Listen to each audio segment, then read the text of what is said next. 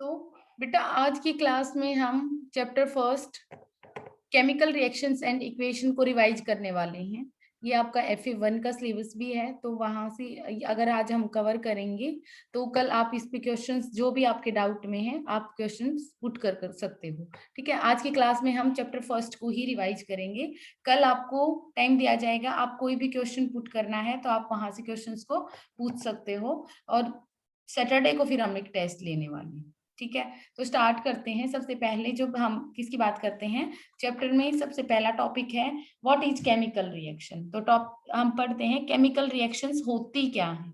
ठीक है, यानी कि जब दो चीजें कंबाइन होके कोई नया सब्सटेंस बनाते हैं, यानी हम केमिकल रिएक्शन किसी कब बोलते हैं कि कोई भी केमिकल रिएक्शन हुई है, जब दो चीजें रिएक्ट करके कोई नई चीज बनाते हैं, यानी कि दो सब्सटेंसेस कंबाइन करके कोई नया सब्सटेंस बनाते हैं जिसकी प्रॉपर्टीज क्या होती हैं, इन दोनों से टोटली डिफरेंट होती हैं। तो उस तब हम क्या बोलते हैं, यहाँ पे क्या हुआ है, केमिकल रिएक्शन हुई है।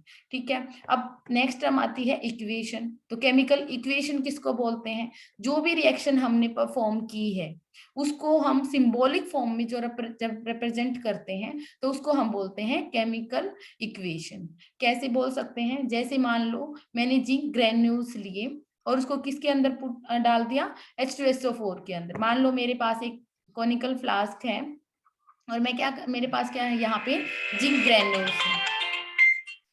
ओके, एक सेकंड रुकना बेटा।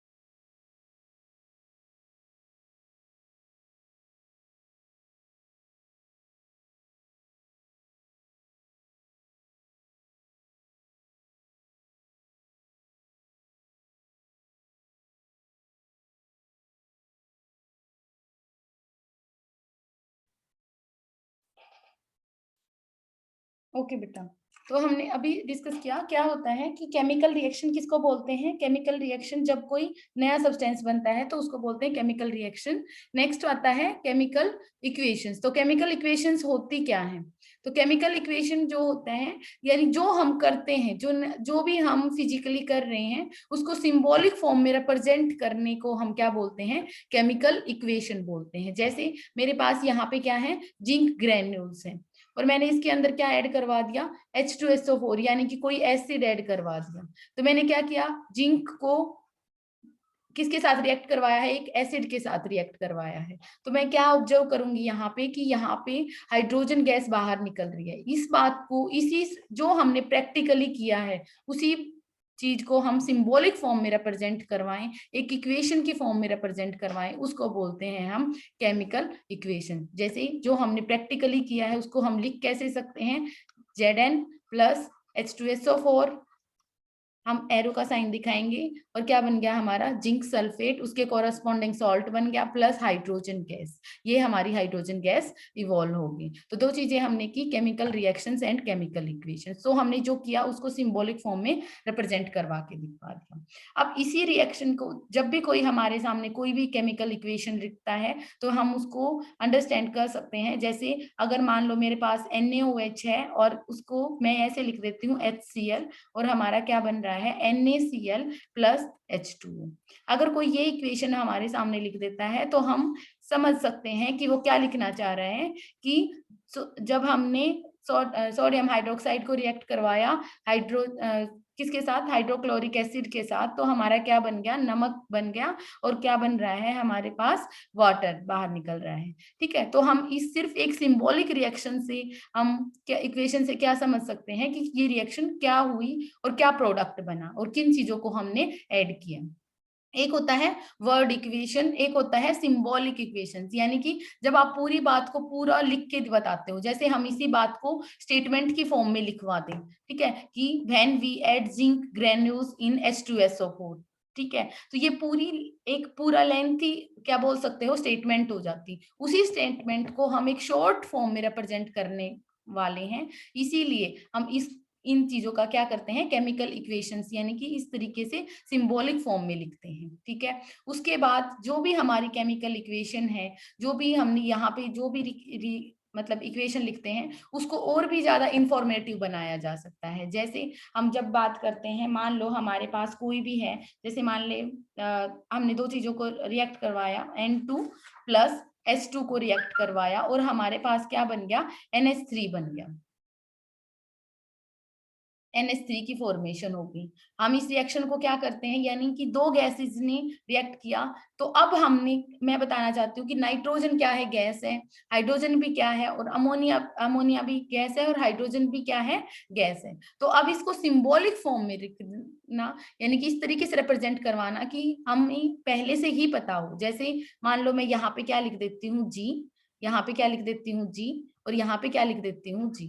तो ये जो हम चीजें रिप्रेजेंट करवा रहे हैं, ये क्या है, सिंबॉलिक रिप्रेजेंटेशन, यानी कि इसको और ज्यादा इंफॉर्मेटिव बनाया जा सकता है। इस तरीके से हम जब भी कोई भी सब्सटेंस लेते हैं, उसके साथ क्या लिख सकते हैं, उसकी स्टेट को रिप्रेजेंट करवा सकते हैं। स्टेट को कैसे रिप्रेजेंट करवाओगे, अगर सॉलिड होगा तो जो भी हमने सिंबल लिखा है उसके जस्ट साथ में ब्रैकेट के अंदर आपको SL, सॉलिड के लिए S लिखते हो, लिक्विड के लिए L लिखते हो, और गैस के लिए क्या लिख सकते हो, G लिख सकते हो।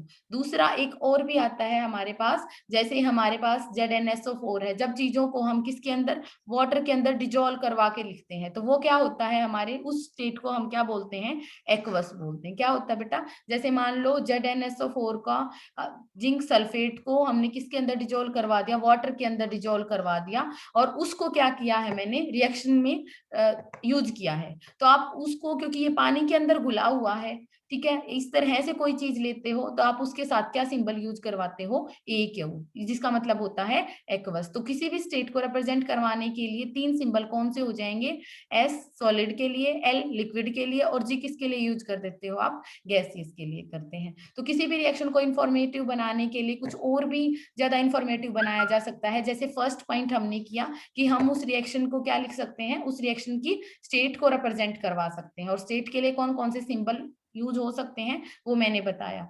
सेकेंड थिंग क्या होता है, हम टाइप्स ऑफ रिएक्शन बता सकते हैं, यानी कि किस टाइप की रिएक्शन है। जैसे अगर हमारे पास एक्सोथर्मिक रिएक्शन है, एक्सोथर्मिक रिएक्शन मतलब जिसके अंदर हीट निकलती है, मतलब अगर हम क्या करवा सकते हैं, हीट का इवोल्यूशन या फिर एब्जॉर्प्शन को भी रिप्रेजेंट करवा सकते हैं। किस तरीके से, अगर मान लो मेरे पास कोई एक ऐसी रिएक्शन है जिसके अंदर हीट इवॉल्व हो रही है, ठीक है, तो हम क्या लिखते हैं, प्रोडक्ट साइड में हीट के साथ उसको लिख देते हैं। जैसे अगर मान लो A और B ने रिएक्ट किया और उससे कोई C प्रोडक्ट बना, ठीक है, और ये क्या बन रहा है, एक एक्सोथर्मिक रिएक्शन है, तो जब भी कोई हीट इवॉल्व हो रही है, मतलब दो सब्सटेंसेस ने रिएक्ट किया और हमारा क्या बन रहा है, कोई सी सब्सटेंस बन रहा है और उसके साथ हीट भी इवॉल्व हो रही है, तो हम उसको क्या लिख देते हैं बेटा, इस तरीके से कि हमारी क्या हो गई है, इस रिएक्शन के टाइम पे क्या हुई है, हीट इवॉल्व। जैसे हमने ये वाली रिएक्शन पढ़ी थी, जब आप क्या करते हो, जिंक ग्रेन्यूल, सॉरी ये वाली नहीं, जब आपने क्या करवाया था, हमने जिंक ग्रेन्यूल्स के अंदर, जिंक, मान लो हमारे पास एक कोनिकल फ्लास्क है और उसके अंदर क्या कर देते हैं हम, जिंक ग्रेन्यूल्स है हमारे पास, जिंक की ग्रेन्यूल्स है, हम उसके अंदर क्या ऐड करवा देते हैं, मान लो H2SO4 ऐड करवाते हैं, कोई एसिड ऐड करवाते हैं, तो आप क्या ऑब्जर्व करते हो बेटा, आप ऑब्जर्व करोगे कि जो आपका कंटेनर है वो कंटेनर क्या हो जाता है, गर्म हो जाता है। गर्म क्यों हो गया, इसका मतलब इसके अंदर क्या हुआ है, पक्का हीट इवॉल्व हुई है। तो उस हीट का जो इवोल्यूशन हुआ है उसको कैसे रिप्रेजेंट करवा सकते हो आप, हीट को हम इवॉल्व करवाने के लिए, यानी कि इस तरीके से हम रिप्रेजेंट करवा सकते हैं। ठीक है, यानी इस रिएक्शन को हम कैसे लिखेंगे, जिंक ग्रेन्यूल के अंदर जब क्या ऐड किया हमने, H2SO4 ऐड किया, तो हमारा क्या बना, सॉल्ट, यानी कि क्या हो जाएगा, हाइड्रोजन गैस निकल गई और जिंक सल्फेट निकल गया।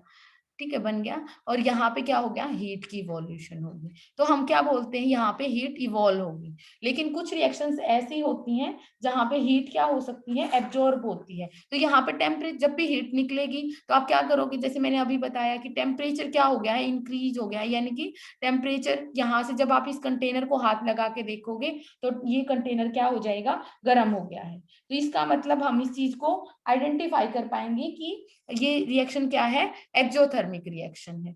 तो जहां पे भी एक्सोथर्मिक होगा वहां पे इवोल्यूशन के साथ क्या लिखते हैं हम, बाहर की साइड हीट का निशान लगा देंगे। ठीक है, लिख देंगे मतलब। और अब अगर मान लो हमारे पास कोई ऐसी रिएक्शन है जिसमें दो चीजें कंबाइन करते टाइम, ठीक है, या फिर आप ऐसे बोल सकते हो जैसे कैल्शियम कार्बोनेट है, जब हम उसको क्या करवाएंगे, हीट करवाएंगे, तो उसको क्या करनी पड़ रही है, मुझे हीट देनी पड़ रही है। ठीक है, ये प्लस का साइन है।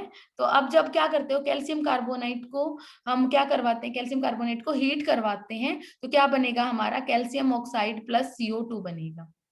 ठीक है, तो अब जो चीजें बन रही हैं, यानी कि हीट क्या हो रही है, एब्जॉर्ब हो रही है। तो ऐसी रिएक्शंस जिनके अंदर हीट एब्जॉर्ब हो रही है, ठीक है, तो उसको हम रिप्रेजेंट करवाएंगे इस तरीके से कि हम क्या करवाते हैं, यहाँ पे रिप्रेजेंट करवा के दिखा देते हैं। ठीक है, दूसरा, तो दो चीजें हमने पढ़ी कि किस तरीके से हम एक्सोथर्मिक या एंडोथर्मिक रिएक्शंस को रिप्रेजेंट करवाते हैं, किस तरीके से हम क्या करवा सकते हैं, स्टेट को रिप्रेजेंट करवा सकते हैं। ठीक है, नेक्स्ट टर्म आती है बेटा हमारे पास, नेक्स्ट आता है हमारे पास कि अगर मान लो कई बार आपने कलर चेंज होता है, जैसे हम प्रेसिपिटेट की फॉर्मेशन की बात करते हैं, सबसे पहले एक होता है precipitate formation, PPT formation. Precipitate formation का क्या मतलब है, अब इस चीज को समझो। प्रेसिपिटेट किसको बोलते हैं, मान लो आपके पास क्या है, कंटेनर में दो कंटेनर हैं, ठीक है, दो, मान लो टेस्ट ट्यूब है, एज्यूम कर लिए आपके पास क्या है, दो टेस्ट ट्यूब है, ठीक है, और उनके अंदर क्या है, बिल्कुल क्लियर वाटर जैसा सॉल्यूशन है, और ये वाला भी क्या है, क्लियर वाटर जैसा सॉल्यूशन है। ठीक है, यानी कि यहाँ पे कुछ भी सॉलिड जैसा अपीयर नहीं हो रहा है इन दोनों टेस्ट ट्यूब्स को जब आप देख रहे हो। ठीक है, यानी दो चीजों को जब हम बिल्कुल क्लियर लिया, लेकिन जब आपने इसको इसके अंदर मिक्स करवा दिया, एक को दूसरे के अंदर क्या करवा दिया, मिक्स करवा दिया, ठीक है, तो आपको क्या लगेगा, मान लीजिए आपको यहाँ पे जो प्रोडक्ट मिला उसको क्या मिला, आपको कुछ जो वाटर था उसके अंदर, जो लिक्विड था, सॉरी, जो लिक्विड था उसके अंदर आपको कुछ ना कुछ सॉलिड सब्सटेंस भी अपीयर हो गया है। तो क्या बन गया ये सॉलिड, किसके अंदर, लिक्विड के अंदर। तो आप इस चीज को कैसे लिख सकते हो, इनसॉल्युबल सॉलिड, ठीक है, इनसॉल्युबल सब्सटेंस, क्योंकि पानी है और वो घुल नहीं रहा है, सॉरी लिक्विड है और उसके अंदर घुल नहीं रहा है, तो इसका मतलब जो बना है वो क्या है, इनसॉल्युबल सब्सटेंस। तो प्रेसिपिटेट क्या होते हैं बेटा, सबसे पहले ये सिखाना चाह रही हूँ, प्रेसिपिटेट क्या होते हैं, जो इनसॉल्युबल सब्सटेंस होते हैं। ठीक है, इनसॉल्युबल सॉलिड सब्सटेंस, तो ये सॉलिड है, लेकिन ऐसा नहीं है कि किसी भी सॉलिड को बोल दोगे। ठीक है, कुछ सॉलिड तो ऐसे हैं जो घुल जाते हैं, ठीक है, लेकिन ऐसा सॉल्यूशन आपको मिले कि उसके अंदर जो सॉलिड अलग से रहता है और लिक्विड जो फॉर्म है वो अलग से रहती है। इसका मतलब जो लिक्विड दिया गया है आपको उसके अंदर वो वाला सॉलिड क्या नहीं हो रहा है, डिजोल्व नहीं हो रहा है। तो इसको हम किस फॉर्म में बोल रहे हैं कि इनसॉल्युबल सब्सटेंस, और इसी को हम बोलते हैं प्रेसिपिटेट, ठीक है, जिसको हम बोलते हैं पीपीटी, शॉर्ट फॉर्म में बोल देते हैं, ठीक है। जैसे अगर मैं आपके सामने एक एग्जांपल लेने लग जाऊं, ठीक है, हमने क्लास के अंदर ये वाला डिस्कस किया था। अगर मान लो आपके पास क्या है, पोटेशियम आयोडाइड है, ठीक है, KI, जब आप उसको रिएक्शन करवाते हो लेड नाइट्रेट के साथ, यानी कि लेड नाइट्रेट के साथ, क्योंकि वो आपसे पूछेगा, वो आपसे क्वेश्चन किस तरीके से पूछेगा कि एग्जाम्पल बताओ भाई, ठीक है। तो ये क्या है, पोटेशियम आयोडाइड, और किसके साथ रिएक्ट करवा दिया मैंने, लेड नाइट्रेट के साथ, जब क्या करवा दिया है, रिएक्ट करवा दिया था, कर देती हूँ मैं, तो क्या हो जाएगा, लेड आयोडाइड, यानी कि ये इसके साथ और ये वाला इसके साथ, तो क्या बन जाएगा हमारा PbI2, और क्या बनता है KNO3। आपको बैलेंसिंग करनी होती है, वो सिखाएंगे कैसे करते हैं, ठीक है। तो हमने ये क्या किया, दोबारा से बोलती हूँ, पोटेशियम आयोडाइड को जब मैंने लेड नाइट्रेट के साथ रिएक्ट करवाया तो मेरे पास क्या बन गया, लेड आयोडाइड और पोटेशियम नाइट्रेट बन गया है मेरे पास, ठीक है। तो ये जो बना है ना, ये क्या है बेटा, प्रेसिपिटेट बना है, क्योंकि ये क्या है, सॉलिड है, और ये क्या है, लिक्विड फॉर्म में है, ठीक है। इसका मतलब जब आपने ये लिया था ना, इसको क्या लिख रहे थे आप, एक्वस, इसको क्या लिख रहे थे, एक्वस लिखते हैं, ठीक है, ये भी एक एक्वस ही होता है, ठीक है। अब इसका मतलब समझो, एक्वस में और सिंपली, देखो लिक्विड स्टेट में और एक्वस स्टेट में क्या फर्क है, देखो अगर प्योर पोटेशियम आयोडाइड को आप पिघला दो, जैसे आपके पास नमक है, मैं आपको एक चीज दिखाती हूँ, देखो नमक है, नमक को सिंपली आप क्या करवा दो, मेल्ट करवा दो बेटा, तो इसका मतलब उसके साथ आप क्या लिखोगे, उसके साथ लिखोगे कि वो किस फॉर्म में है, लिक्विड फॉर्म में है, उसको क्या करवा रखा है आपने, मेल्ट करवा रखा है, ठीक है। लेकिन अगर आप नमक को पानी के अंदर डिजोल्व करके उसका सॉल्यूशन बनाते हो, ठीक है, देखो आपने क्या लिया, उसको लिक्विड स्टेट में ला दिया, अगर नमक को आपने पानी के अंदर डिजोल्व करके तब आप किसके अंदर लेके आए, आपने वाटर लिया और उसको उसके अंदर क्या करवा दिया, नमक को डिजोल्व करवा दिया।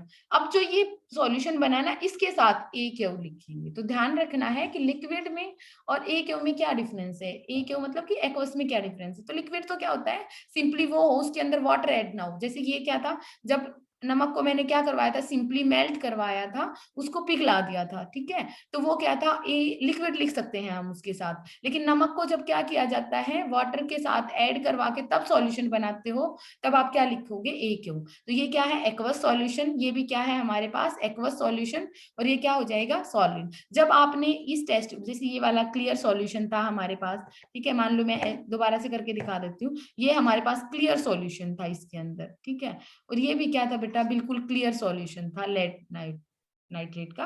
क्लियर सॉल्यूशन का मतलब क्या होता है, जैसे नमक को पानी के अंदर डिजोल्व करते तो बिल्कुल ऐसा लगता है पानी रखा हुआ है, ठीक है, बिल्कुल वाटर रखा हुआ है, ऐसे ही इनको भी जब उसके अंदर वाटर के अंदर डिजोल्व करवाते हैं तो वैसा ही सॉल्यूशन बनता है, जैसे नमक का और वाटर का होता है, ठीक है, दिखने में वैसा ही दिखेगा। ये वाला भी बिल्कुल क्लियर सॉल्यूशन है। लेकिन जब आपने इसको इसके अंदर मिक्स करवा दिया, इन दोनों को आपस में रिएक्ट करवा दिया, तो क्या बन जाएगा बेटा, आपको जो ये टेस्ट ट्यूब है ना, उसमें थोड़ा सा तो क्लियर वाटर दिखेगा, और ये लेड आयोडाइड यानी कुछ सॉलिड दिखेगा। वो सॉलिड ऐसा नहीं है, सॉलिड ऐसा सॉलिड क्यों है, क्योंकि ये पानी के अंदर घुल नहीं रहा है, यानी कि इस एक्वस सॉल्यूशन के अंदर वो घुल नहीं रहा है, ठीक है। तो आप क्या बोलोगे, यहाँ पे क्या बन गए हैं, प्रेसिपिटेट बन गए हैं लेड नाइट्रेट के। तो आपको ध्यान जरूर रखना है, देखो ये जरूर लिखना है कि प्रेसिपिटेट क्या है, इनसॉल्युबल सब्सटेंस है, ठीक है। तो लेड आयोडाइड, तो अब हमारे पास क्या हो जाएंगे, ये येलो कलर के, ये जो प्रेसिपिटेट बनते हैं, देखो कलर आ जाता है एकदम से, ये बिल्कुल क्लियर था, ये बिल्कुल क्लियर था, लेकिन जब आपने इन दोनों को मिक्स करवाया तो क्या हो जाएगा, आपको येलो कलर के प्रेसिपिटेट देखने को मिलेंगे, जिससे आपको, अब क्वेश्चन ऐसे पूछा जाता है कि कैसे पता चलेगा कि आपकी रिएक्शन हो रही है। तो जब आपको सॉल्यूशन के अंदर बिल्कुल क्लियर आपको जैसे पता चल रहा है कि कोई नया सब्सटेंस, जैसे हम क्वेश्चन पुट करते हैं ना कि कैसे पता चले कि कोई रिएक्शन हो रही है, तो कुछ चेंजेस होते हैं बेटा, जैसे इस वाले में क्या हो गया, कलर आ गया है हमारे पास, एक येलो कलर का सब्सटेंस अपीयर हो गया है। दूसरा क्या हो सकता है, कभी कभी कंटेनर गर्म हो जाता है, जैसे हम जिंक वाले में कर रहे थे, तो उसमें क्या हो गया था, कंटेनर गर्म हो गया था, तो हमें पता चल रहा था रिएक्शन हो रही है। तो इन सारी चीजों से हम क्या करते हैं, आइडेंटिफाई करवा पाते हैं। तो यहाँ पे क्या करवाया, इस तरीके से प्रेसिपिटेट फॉर्मेशन, ठीक है। तो हम ये प्रेसिपिटेट, तो इस तरीके से अगर हम लिखेंगे तो इनसे क्या पता चलता है, सिंबॉलिक फॉर्म में हम इस चीजों को रिप्रेजेंट करवा सकते हैं। तो ये क्या है, एक इक्वेशन को और ज्यादा सिंपली अगर मैं यहाँ पे ए क्यू ना लिखूं, यहाँ पे ए क्यू ना लिखूं, यहाँ पे सॉलिड ना लिखूं और यहाँ पे भी ना रिप्रेजेंट करूं, तो हम उस रिएक्शन को, ये इक्वेशन उतनी ज्यादा इंफॉर्मेटिव नहीं है। तो हमें क्या करनी है, इक्वेशन को और ज्यादा इंफॉर्मेटिव अलग अलग तरीके से बना सकते हैं। एक और बातें करते हैं। मान लो आपने रिएक्शन करवाते टाइम कुछ टेम्परेचर, कुछ डिग्री सेल्सियस टेम्परेचर लगाया है, मान लो आपने कुछ परसेंटेज, आप ऐसे बोल सकते हो कि कुछ टेम्परेचर प्रोवाइड करवाया पर्टिकुलर, तो आप उसको भी रिप्रेजेंट करवा सकते हो किसी रिएक्शन में। मान लो मैंने ए और बी को जब रिएक्ट करवाया था, तो मैंने मान लो 1000 डिग्री सेल्सियस टेम्परेचर दिया था। तो जो टेम्परेचर है उसको कहाँ पे इंडिकेट करते हैं, हम एरो के ऊपर इंडिकेट कर सकते हैं। ठीक है, जैसे कैल्शियम कार्बोनेट को तोड़ते हैं तो कहाँ क्या करते हैं हम, 1000 डिग्री सेल्सियस क्या देते हैं, टेम्परेचर देते हैं। तो अगर मुझे वो चीज रिप्रेजेंट करवानी है तो मैं वो कहाँ पे लिखूंगी, मैं उसको एरो के अप साइड लिखती हूँ। ठीक है, तो जब भी आपको टेम्परेचर, इस रिएक्शन को, इस इक्वेशन को और ज्यादा इंफॉर्मेटिव बना दिया, आप देखते ही बता सकते हो कि यहाँ पे टेम्परेचर, मान लो इस रिएक्शन में कुछ प्रेशर यूज हुआ होता है, एज्यूम कर लेते हैं, तो आप उसको भी कहाँ पे रिप्रेजेंट करते, यहाँ पे रिप्रेजेंट करवाते। तो एरो के अप साइड या फिर डाउन साइड कहीं पे भी आप टेम्परेचर और प्रेशर को रिप्रेजेंट करवाते हो। जो स्टेट होती है उसको उसी फॉर्मूले के जस्ट साथ में स्टेट को हम क्या करवाते हैं, रिप्रेजेंट करवाते हैं। तो इस तरीके से हम किसी भी रिएक्शन को इंफॉर्मेटिव बनाते हैं। ये हमारा टॉपिक था कि किसी भी केमिकल रिएक्शन को हम कैसे इंफॉर्मेटिव बना सकते हैं, केमिकल रिएक्शन क्या होती हैं, केमिकल इक्वेशंस क्या होती हैं। ठीक है, अब दूसरी बात आती है हमारे पास, तो जो हम केमिकल रिएक्शंस करते हैं बेटा, उसमें एक फैक्टर आता है बैलेंसिंग। हमने पढ़ा था कि बैलेंसिंग क्यों जरूरी है, किसी भी रिएक्शन को बैलेंस करना इतना जरूरी क्या है। जैसे H2 प्लस O2 को रिएक्ट करवाया तो हमारा क्या बनता है, H2O बन गया। तो हम क्या लिखते हैं इस रिएक्शन को, मैं बोलती हूँ ये रिएक्शन बैलेंस नहीं है। बैलेंस होने का मतलब क्या है कि जैसे ये हाइड्रोजन के इतने ही एटम यहाँ होने चाहिए, इतने ही यहाँ होने चाहिए, ऑक्सीजन के इतने ही एटम यहाँ होने चाहिए, इतने ही यहाँ होने चाहिए। ठीक है, तो वो क्या होती है, हमारी बैलेंसिंग होती है। तो वो रिएक्शन जिसके अंदर ये एटम्स दोनों साइड पे इक्वल होंगे, तो उस रिएक्शन को हम क्या बोलते हैं, बैलेंस इक्वेशन। अगर ये बैलेंस इक्वेशन नहीं है, ठीक है, तो इस रिएक्शन को सिंपली अनबैलेंस्ड रिएक्शन बोल देते हैं, इक्वेशन बोल देते हैं, सॉरी, अनबैलेंस्ड इक्वेशन। और जब इस रिएक्शन को बैलेंस करते हो तो कुछ फॉर्मूलेज फॉलो करने होते हैं। जैसे आप कभी भी, जैसे कुछ चीजें फॉलो करनी होती हैं, कभी भी आप यहाँ पे फुट में जाके कुछ नया एड ऑन नहीं करोगे। जो भी अगर आपको बैलेंस करने के लिए कुछ नंबर रिप्रेजेंट करना है तो आप यहाँ पे सामने की तरफ लगाओगे, जैसे इन रूल्स को आपको फॉलो करना है। ठीक है, दूसरी बात आपको देखते चेक करना है, कैसे करना है, जैसे हाइड्रोजन यहाँ पे 2 है, यहाँ पे भी 2 है बेटा, ऑक्सीजन यहाँ पे कितना है, 2 है, यहाँ पे 1 है। ठीक है, तो आप ऐसे नहीं करोगे कि प्लस ऑक्सीजन ऐड कर दिया, ऐसे भी नहीं करोगे, कुछ एड ऑन भी नहीं कर सकते, ये भी तरीका गलत है। हमें किस तरीके से करना है, मैंने बोला एक सिंपल तरीका है, आपको क्या करना है, जस्ट सामने लिखना है। जैसे यहाँ पे 2 है और यहाँ पे 1 है, तो ये 1 है, हम रिप्रेजेंट नहीं कर रहे हैं, तो इसको 2 बनाने के लिए क्या कर दो, 2 से मल्टीप्लाई, जो आगे वाला होता है वो इस वाली डिजिट से क्या होता है, मल्टीप्लाई होता है। ध्यान रखना, ऐसे ऐड नहीं होता है, ध्यान रखना, ऐड नहीं होता बेटा, कहीं ये करो, ये 2 और ये 1 3 कर दो, ऐसे नहीं करना है। ये क्या होता है, जस्ट ये वाला 2 इससे क्या हो गया है, मल्टीप्लाई हो गया है। ठीक है, सेकेंड थिंग आपको क्या ध्यान रखनी है, कभी भी आप इस तरीके से नहीं लगाओगे, जैसे मैंने अभी 2 कर दिया, यहाँ पे 2। ठीक है, कुछ बच्चे क्या लिख देते हैं H2 और 2O, कि भाई लो भाई 2 ऑक्सीजन इक्वल हो गई। ये वाला भी मेथड गलत है बेटा, आप इस तरीके से भी क्या नहीं करोगे, बैलेंसिंग नहीं करोगे। ठीक है, कभी भी बीच में नहीं लगा सकते, एक ही बात है, सिर्फ आपको आगे की साइड लगाना होता है जब भी कोई बैलेंसिंग करनी होती है। ठीक है, ये बात आपको ध्यान रखनी है, ये वाला मेथड गलत है। दूसरा आप क्या लिखते हो, अब मैंने 2 बोल दिया, यानी कि ये 2 हो गया, ऑक्सीजन 2 हो गया, यहाँ पे ऑक्सीजन कितने हैं, 2 हैं। अब देखो हाइड्रोजन यहाँ पे कितने हैं, 2, और यहाँ पे कितने हैं बेटा, 2 2 जा 4, तो आप यहाँ पे 4 है हाइड्रोजन, यहाँ पे 2 है, तो आप इसको भी कितने से मल्टीप्लाई करा दो, 2, तो रिएक्शन क्या होगी है, बैलेंस्ड होगी। तो ये क्या है, एक बैलेंस्ड रिएक्शन। तो बैलेंसिंग की क्यों जरूरत है, बैलेंसिंग कैसे करोगे, इस साइड जो एटम्स हैं पर्टिकुलर एलिमेंट की, वो दूसरे साइड वाले एटम से पर्टिकुलर एलिमेंट का उसके इक्वल होने चाहिए। जैसे हाइड्रोजन वाले एटम्स के इक्वल होने चाहिए, ऑक्सीजन वाले एटम्स के इक्वल होने चाहिए, दोनों साइड, बोथ साइड। ठीक है, इस तरीके से हम क्या करते हैं, बैलेंसिंग करते हैं। बैलेंसिंग जरूरी क्यों है? क्योंकि बैलेंसिंग रीजन क्वेश्चन आता है, यहां से आप बोलोगे law of conservation of mass, क्योंकि एक रूल है कंजर्वेशन ऑफ मास। इस साइड का जो मास है, रिएक्टेंट साइड का मास किसके इक्वल होना चाहिए, प्रोडक्ट साइड के मास के इक्वल होना चाहिए। ठीक है, इसीलिए हम क्या करते हैं, बैलेंसिंग करते हैं। अगर अनबैलेंस्ड का देखोगे, चेक करोगे, तो वो ये वाला जो मास आएगा यहाँ पे और ये वाला मास आएगा, वो इक्वल नहीं आएगा, जो कि लॉ को ब्रेक डाउन करेगा। ठीक है, हमें क्या करना है, फॉलो करवाना है law of conservation of mass. तो आपसे पूछ सकता है कि बैलेंसिंग क्यों करते हैं, क्योंकि law of conservation of mass क्या बोलता है, रिएक्टेंट साइड का मास प्रोडक्ट साइड के मास के इक्वल होना चाहिए। इसीलिए हम किसी भी रिएक्शन को क्या करते हैं, बैलेंस करते हैं। तो हमने पढ़ा अनबैलेंस्ड रिएक्शन क्या है, बैलेंस्ड रिएक्शंस क्या है, किस तरीके से हम किसी भी रिएक्शन को क्या कर सकते हैं, बैलेंस कर सकते हैं, किसी रिएक्शन को हम कैसे ज्यादा इंफॉर्मेटिव बना सकते हैं, तो वो मैंने अभी आपको पढ़ाया। ठीक है, उसके बाद आ जाता है बेटा, नेक्स्ट टॉपिक आता है हमारा, जब भी हम करते हैं कि अब बैलेंसिंग होगी हमारी किसी भी रिएक्शन से, टाइप्स ऑफ, जो नेक्स्ट टॉपिक है हमारा टाइप्स ऑफ रिएक्शन। अब आता है हमारा टाइप्स ऑफ रिएक्शन। कितने टाइप्स की रिएक्शन, अब ये जो रिएक्शंस पढ़ी, ठीक है, हमने रिप्रेजेंट करना सीख लिया। अब ये कितने टाइप्स की होती हैं, तो ये होती हैं, सबसे पहला आता है कॉम्बिनेशन। 4 टाइप हमने पढ़ी थी बेटा। एक होता है कॉम्बिनेशन रिएक्शंस, ठीक है, मतलब जब दो चीजें कंबाइन करेंगे, जैसे कार्बन ने ऑक्सीजन के साथ क्या कर लिया, कंबाइन करके CO2 बना दिया, तो मतलब दो यहाँ थे और प्रोडक्ट क्या है, एक। तो जब कंबाइन होते हैं दो और एक बनता है, तो that will be combination reaction. तो जहां पे भी आपको ऐसा दिखे कि दो चीजें कंबाइन हो रही हैं और किसी एक की फॉर्मेशन हो रही है, it will be combination reaction. Second आता है बेटा डिकम्पोजिशन रिएक्शन। तो डिकम्पोजिशन रिएक्शन भी हमने पढ़ी थी। डिकम्पोजिशन रिएक्शन कौन सी होती हैं, जिसके नाम से भी पता चल रहा है, जिसके अंदर क्या हो जाए, कुछ डिकम्पोज हो जाए, कुछ टूट जाए। ठीक है, यानी कि एक साइड कुछ नंबर है और दूसरी साइड आपको कुछ नंबर, जैसे मैं कई बार इस एग्जांपल को लिख चुकी हूँ, कैल्शियम कार्बोनेट। तो कैल्शियम कार्बोनेट से क्या बना, calcium oxide plus CO2।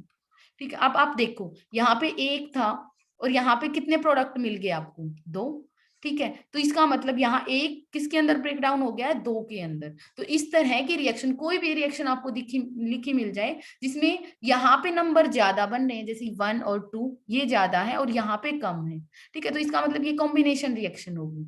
Decomposition कौन सी, यहाँ पे 1 है और यहाँ पे 2 प्रोडक्ट आपके मिल रहे हैं, तो ये क्या हो जाएंगे, डिकम्पोजिशन रिएक्शन। इंपॉर्टेंट क्या है, इंपॉर्टेंट क्या है जो मैं आज करवा रही हूँ, ये सारी चीजों में सबसे पहली बात तो, जैसे मैं जो जो चीजें आपको कवर करवा रही हूँ बेटा इस लेक्चर के अंदर, वो सारी चीजें आपको इतनी तो एटलीस्ट कवर करनी है। ठीक है, पहली बात तो डेफिनेशन आपको पता होनी चाहिए, एटलीस्ट 2 एग्जाम्पल आपको पता होनी चाहिए। जैसे डिकम्पोजिशन रिएक्शन क्या होता है पूछ सकता है, उसके 2 एग्जाम्पल्स आपसे पूछ सकता है। ठीक है, इस तरीके से कुछ भी आपसे क्वेश्चन के अंदर वो पूछ सकता है। आगे का जो पोर्शन बचता है, वो हम थोड़ा सा बचता है, हाफ चैप्टर और बचता है, वो हम नेक्स्ट लेक्चर में कवर करेंगे। आज आपको क्या करना है, इससे रिलेटेड एनसीईआरटी क्वेश्चंस करके देखने बेटा। ठीक है, बैलेंसिंग करनी है आपको, कॉम्बिनेशन रिएक्शंस क्या है, डिकम्पोजिशन रिएक्शंस की आगे मतलब करके देखना है, एग्जांपल्स आपको रिवाइज करने हैं, किसी भी स्टेट को रिप्रेजेंट कैसे करवाते हैं, प्रेसिपिटेट्स क्या होते हैं, तो ये सारी चीजें आपको क्या करनी है, रिवाइज करनी है। ओके, चलो नेक्स्ट कल की क्लास में करेंगे बेटा हम। अब